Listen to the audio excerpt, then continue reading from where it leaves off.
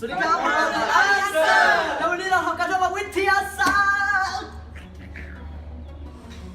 เรามาต่อเลยดีกว่าครับจะเป็นการทดลองอะไรนั้นเราไปชมกันเลยวันนี้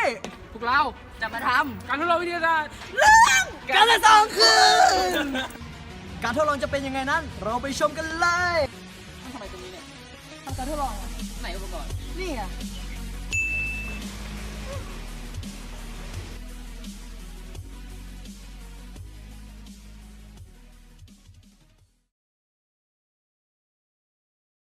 และการทดลองของเรานะครับเราจะนำอุปกรณ์นี้ไปกระทบกระเทือนบนผิวน้ำให้เกิดการแทรกซ้อนขึ้นครับเรามาชมกันเลย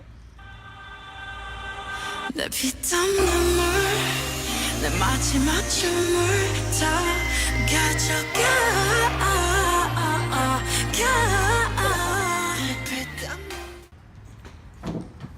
เราจะมาสรุปผลการทดลองกันนะครับ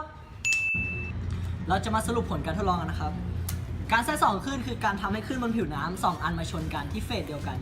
โอเคครับเราจะมาสรุปผลการทดลอง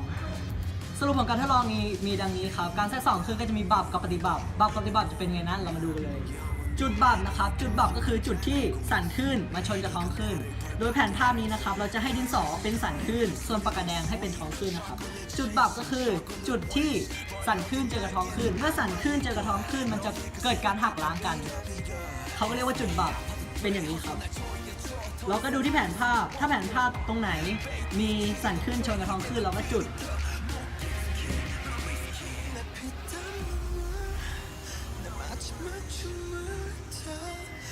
แสดงว่าจุดพวกนี้นะครับก็จะเป็นจุดเรียกว่าบับก็คือการหักล้างกันของคลื่นส่วนปฏิบัตินั้นปฏิบัติก็คือสั่นคลื่นเจอกับสั่นคลื่นหรือท้องคลื่นเจอกับท้องคลื่นจุดปฏิบัตินั้นเรียกอย่างหนึ่งก็คือคลื่นเสริมคือเราจะดูแผนภาพนะครับถ้าท้องคลื่นเจอกับท้องคลื่นแสดงว่าจุดนั้นเป็นจุดปฏิบัติก็ตรงนี้แล้วก็สั่นคลื่นเจอกับสั่นคลื่นก็เป็นจุดปฏิบัติเหมือนกันนะครับก็อย่างเช่นตรงนี้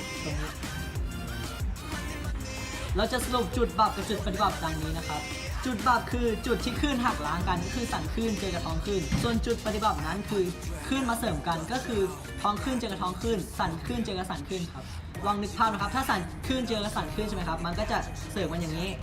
ถ้าท้องคลื่นเจอกับท้องคลื่นนะครับมันก็จะเสริมกันอย่างนี้ขอจบการสรุปเพียงเท่านี้ครับผมวันนี้ดีอันเซอร์ของเราไปก่อนสวัสดีครับบ๊ายบาย